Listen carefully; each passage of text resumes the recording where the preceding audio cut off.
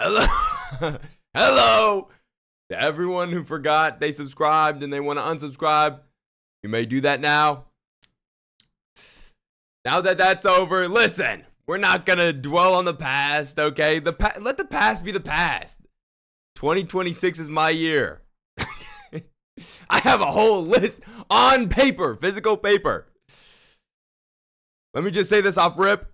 I've been streaming every day on Twitch this year. And all the games I'm going to be talking about and making videos about, I'll be streaming them there. I'll leave the link in the description. Have I sold you on that? Not a soul. Click that link. It's all good. Let's just get into the list, man. I got 6 honorable mentions. I'm just going to rattle off, all right? Tomodachi Life, living the dream. I played it as a kid. It's more nostalgia than anything, but nonetheless, I'm excited for it. The Blood of Dawn Walker.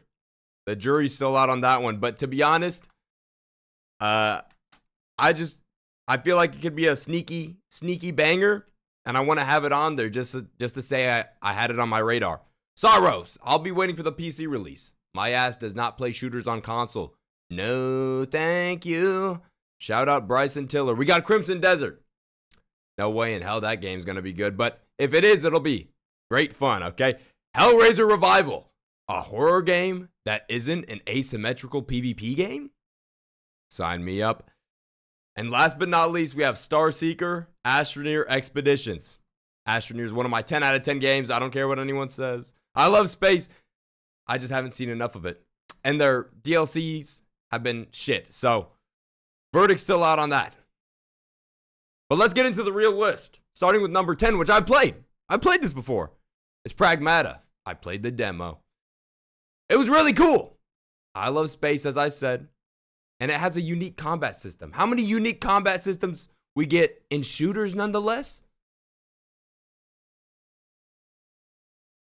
And it's Capcom. And look, Capcom, you may have disappointed me very severely with Monster Hunter Wilds. And I'm still not happy with you.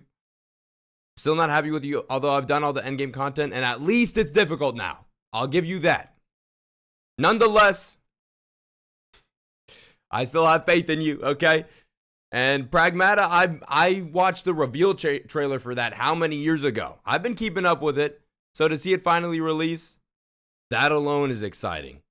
But number 9, now listen. Another Capcom game. I'm going to let you guess. No, it's not Resident Evil 9. It's Onimusha Way of the Sword. Now, when this got announced, I was like, what the hell is this, man? What the hell is this? I was in call with my boy, and then they put the title screen on, and I'm like, Onimusha Way of the Sword. He's like, yo, they're making a new Onimusha? So, okay, this might mean something. My ass in November, I want to say, got Onimusha 1 and 2. I played 1, finished 1. And now I'm excited for the game as well. Really excited. Shout out Capcom. Shout out Capcom again. Because we have a 3rd Capcom game in a row. I didn't even realize until looking at this that I have 3 Capcom games in a row. They're good. They're good at making games most of the time. Monster Hunter Stories 3. Now look, the Monster Hunter name has been tainted a little bit, just a little bit. But Monster Hunter Stories has never let me down. And this looks like they're really pushing it forward in 3. New art style looks real nice. If you saw Magnum Malo in the trailer and it didn't get you hype, fuck you. And they're taking a more adult route, hopefully. They've been like chibi kids in 1 and 2. 3, we're no longer chibi kids. And honestly, I believe this will be better than Pokemon Gen 10, which will be coming out this year. Speaking of, I got Gen 10 on here. Now look, I probably, out of principle alone, I shouldn't have this above all these other games. But I'm going to be real.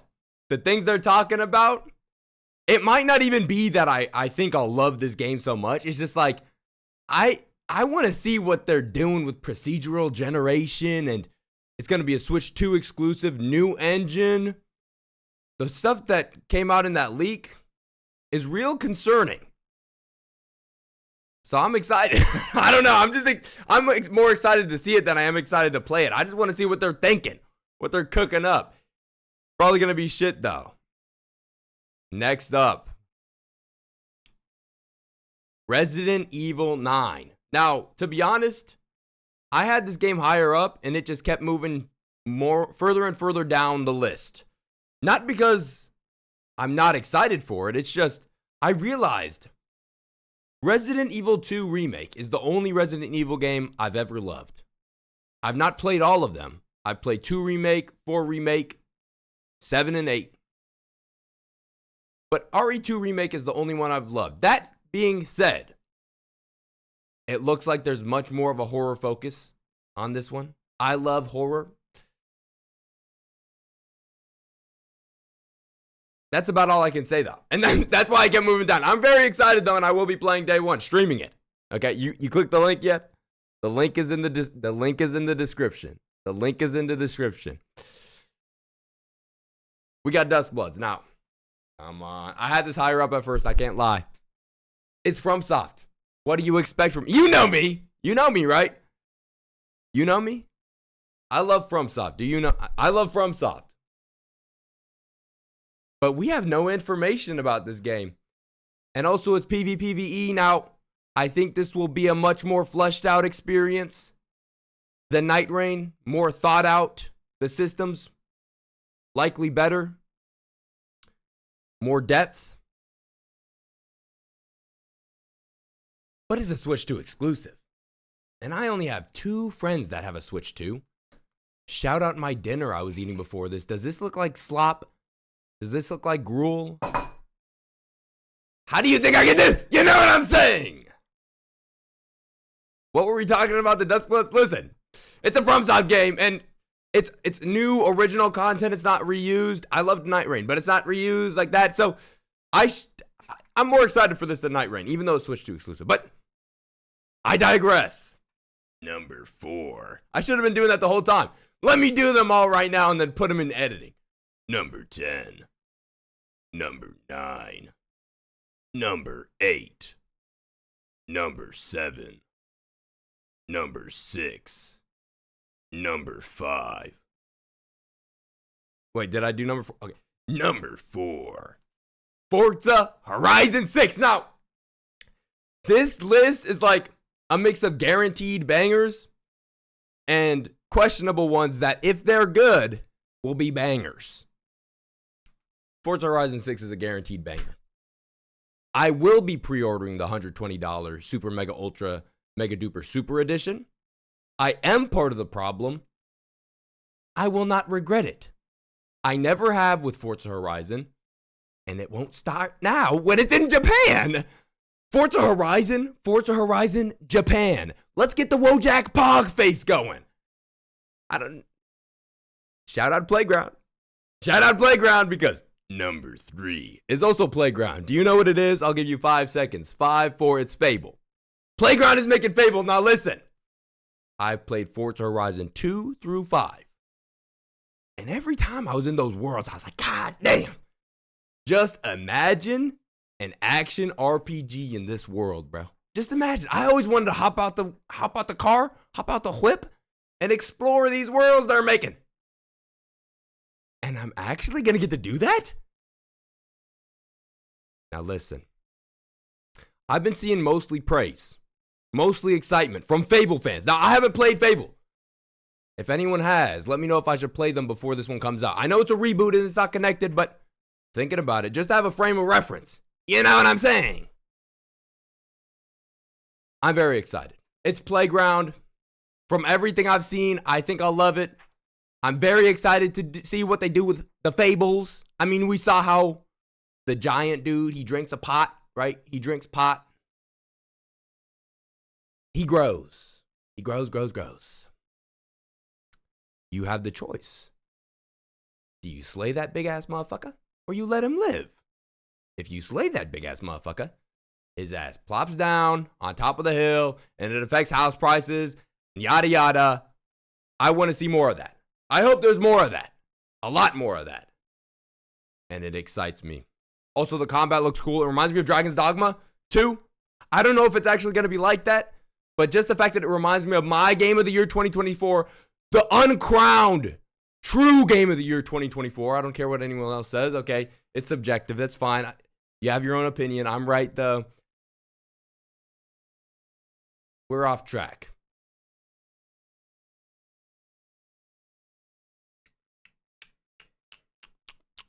Oh, and dude. No, wait, I don't even know. But yeah, I mean, I'm the thing I was most excited about, the thing I wanted to be good the most out of any element in that game, it was the world. Obviously, as I was talking about before, and it looks like they're doing that. Okay, from what I've seen, I'm very optimistic. So Fable at number 3. Number 2.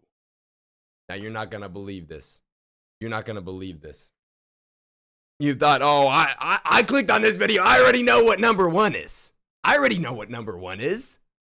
Number 1's going to be the same for like everyone. And look at this guy. He's a douchebag. He has big muscles. He's handsome. Like, I know what his number 1 is going to be, but no, it's my number 2. It's my number 2. It's GTA 6. Now, by the time the game rolls around, okay, as long as it's not delayed, by the time the game rolls around, it might be my number 1. But right now it's number 2. Now listen, last year I had it as number 1. They disappointed me. I had faith. I'm going to be real. Everyone was saying, it's getting delayed, it's getting delayed. I'm like, you know what? I like being I'm a pessimistic person naturally. So let me force some optimism in here. It's coming out this year. It's coming out. It did not come out last year. It didn't. But nothing. Hopefully it comes out this year. Now, I don't know if the leaks are true about what's going on. Talking about so many interiors and the map is bigger than you'd even expect, all these things. My expectations are in check. That's one thing. If this game disappoints people, it's because they have these sky-high expectations. I learned my lesson from Cyberpunk. My lesson was learned, okay? I was so hyped for Cyberpunk. I was like, you know what? Dude, hey, which building should I go in first? Because I'm going to have a lot of them to choose from. Not that many in reality. And there were many other things that weren't quite at my level, my expectation level when that game released. I love it now. My expectation they're in check for this game, which is why it's at number 2. Now, I'm repeating myself, but by the time the game rolls around, it'll probably switch to number 1. But listen, I'm gonna be real. This list has nothing on it. No, it does. I'm joking. You probably thought I didn't. I wrote this shit down. Oh, don't spoil. And don't show my shitty ass handwriting. It's not that bad, actually. I'll show you the list afterwards. My handwriting ain't that bad. Now, there's one game coming out this year that I haven't been able to get my mind off of. It's been staying in my mind. Night and day. I have dreams about this game. Not actually, but it's from... they might be my big 3. They might be in my big 3. FromSoft's in my big 3. Capcom's probably in my big 3. This studio might have clawed their way up to my big 3 in recent years. Number 1. Control Resonant. Woo! The sibling has gone rogue. Ooh! You're up. Ooh! Come on! Now listen, I knew this game was coming. We knew this game was coming, okay? Because of their investors meeting, whatever. They announced a bunch of stuff, Max Payne 1 and 2. Speaking of, that adds to this excitement. You want to know why? I'll tell you why. Maybe you don't want to know why. I'll tell you why anyways. I thought Max Payne 1 and 2 were coming out before Control 2. I thought they were. By the way, I just recently played Control. I was in the middle of it when this game got announced.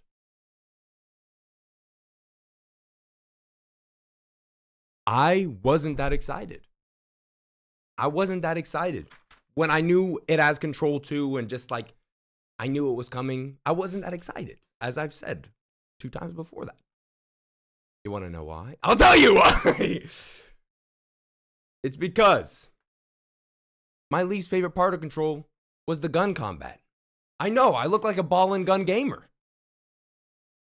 But I'm not. And I didn't find it that gripping. So when I saw it was hack and slash, oh my God. When I saw it was action RPG, by the way, dude, look at Remedy's past games. Max Payne, gun game. Control, gun game. Quantum Break, I loved it, underrated. Might have to make a video about a gun game. Alan Wake, gun game, albeit with a flashlight. They're stepping out of the box here, and I have full faith in them. I have full faith in them. And oh my God, watch that trailer. If you play Control 1 and you watch that trailer, dude, they're throwing the kitchen sink at you, bro. I don't know. They're going all the way with the concept. They're doing crazy shit. And that's exactly what I wanted to see from this. I don't want to spoil anything. But there are parts of Control where I was just looking around like, damn, this shit's so cool. And it all took place in one building. And you're telling me we're leaving that building? You're telling me it escaped? Wait. No spoilers. I'm just extremely excited to see what they do with this. And having it all be like Alan Wake and Control, and after Alan Wake 2, the jump from Control to Alan Wake 2 was so massive. The jump from Alan Wake 2 to Control, not even Alan Wake 2 to Control, but just Control to Control Resonant. You can see why this is my number one. I'm still talking about it. I didn't gather my thoughts, as you can probably tell. All I did was write down these games and start freestyling. But good video.